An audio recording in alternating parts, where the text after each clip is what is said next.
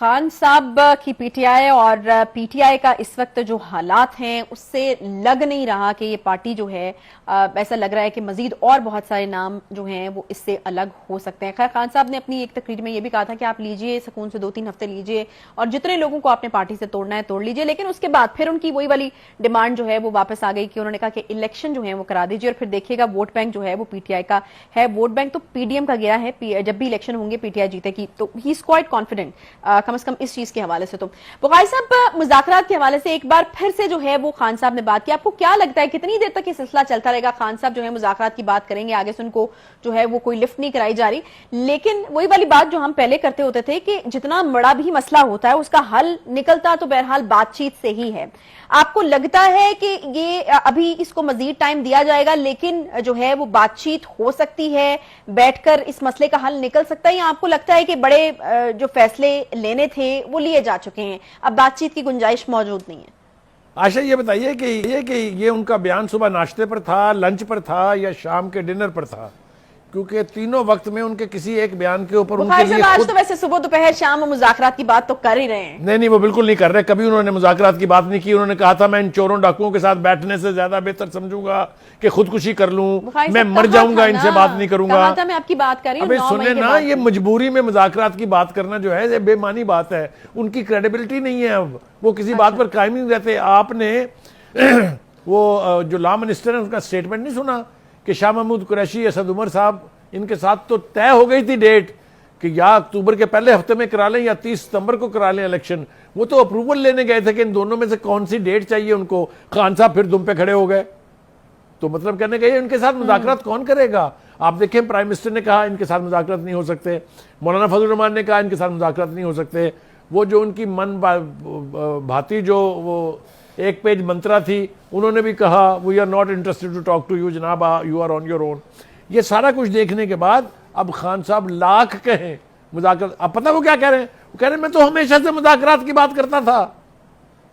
آپ مجھے بتائیے 4 سال تک اپوزیشن ان کو ان کی دور حکومت میں کہتی رہی کہ آپ مساق جمہوریت کر لیں, آپ مساق معیشت کر لیں.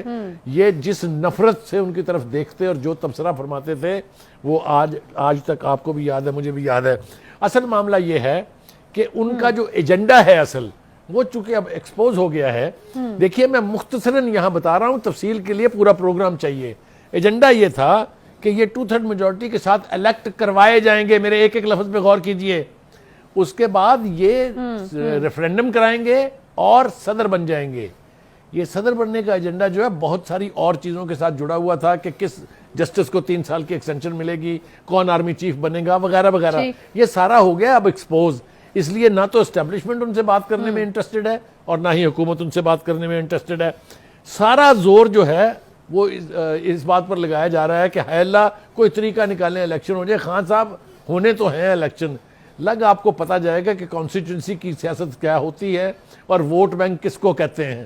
میں شروع میں مثال دے چکا ہوں کہ نون لیگ جیسی جماعت جو سمجھتی تھی کہ پنجاب اس کا گڑھ ہے, جب اس کی لیڈرشپ جو ہے جلاوطن ہوئی تھی تو کیا ہوا تھا. اور آپ نے دیکھا ضمنی الیکشن میں, چونکہ نواز شریف صاحب باہر بیٹھے ہوئے ہیں اس لیے ان کا کیا حشر ہوا وہ آپ کے سامنے ہے. یہ جو سیاست اور جمہوریت ہے نا. اچھا بخاری صاحب مجھے یہ ایک تو یہ بتائیے گا کہ کیا خان صاحب کے فیٹ کے حوالے سے فیصلہ ہو چکا ہے, اور دوسرا مجھے یہ بتائیے گا کہ جب اتنی بڑی پارٹی جو ہے وہ اس طرح سے ٹکڑے ہو کر بکھرتے ہیں تو یقیناً ایک پولیٹیکل امبیلنس جو ہے وہ آ جاتا ہے. فواد چودھری صاحب نے ایک بات کی ہے, ویسے تو ٹھیک ہے بہت ساری باتیں کرتے ہیں, پی ٹی آئی وہ چھوڑ چکے ہیں, اب ان کی بات کیا کرنی, لیکن ایک امپورٹنٹ بات جو انہوں نے کی ہے وہ یہی کہ پی ڈی ایم کو آپ اس طرح سے کھلا جو ہے وہ نہیں چھوڑ سکتے. یقیناً بیلنس تبھی برقرار رہتا ہے جب حکومت کو اپوزیشن سامنے بیٹھی ہو ان کی غلطیوں کی تصحیح کرنے کے لیے. تو اس وقت کیا آپ کو لگ رہا ہے, کیا نظر آ رہا ہے کہ کوئی اپوزیشن جو ہے وہ موجود نہیں ہے, تو یقیناً پولیٹیکل بیلنس تو بگڑا ہوا نظر آ رہا ہے. آپ کو لگتا ہے کہ یہ اس کو کس طرح سے ٹھیک کیا جائے گا, کیا ہوگا آگے چل کے؟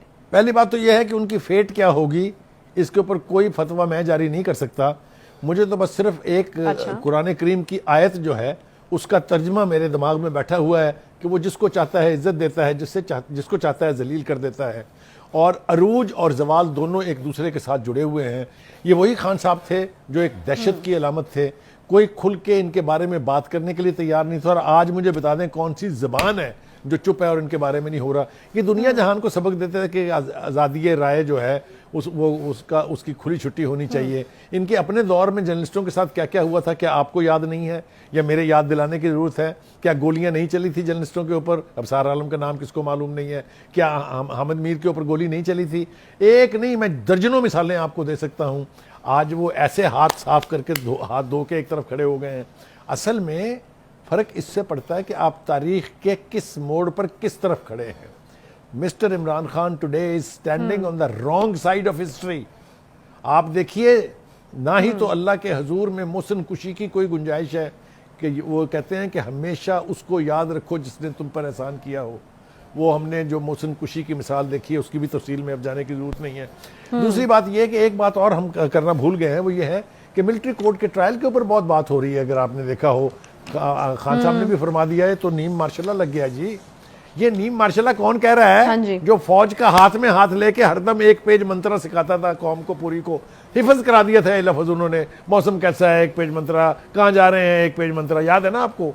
یہ آج ہمیں بتا رہے ہیں کہ ملک میں نیم مارشل لگ گیا. صدقے جائیے تواڈے. دوسری بات یہ ہے کہ آزادی رائے امریکہ جیسی ڈیموکریسی میں جہاں ہیومن رائٹس کی کتنی یعنی ویلیو ہے آپ کے سامنے ہے. کون چڑھا تھا وہاں کیپٹل ہل کے مینار کے اوپر؟ 18 سال کی سزا ہوئی ہے اس کو. وہاں تو نہیں کسی نے کہا کہ یہ آزادی رائے کا اظہار تھا. تو کہنے کا مطلب یہ ہے کہ آزادی رائے جو ہے یا اظہار رائے جو ہے اس کے بھی طریقے اور لمٹس طے ہیں. مادر پدر آزادی کسی کے پاس نہیں ہے. جی YouTube پر گوگلی نیوز دیکھنے کے لیے youtube.com کی سرچ بار میں googly news T V type کریں. گوگلی نیوز کے پیج پر سرخ رنگ کے سبسکرپشن والے بٹن پر کلک کرنا نہ بھولیے. YouTube پیج پر اپلوڈ ہونے والی ویڈیوز سے باخبر رہنے کے لیے بیل آئیکن پر کلک کیجیے. آپ کو ہر نئی ویڈیو کے بارے میں نوٹیفیکیشن موصول ہو جائے گا.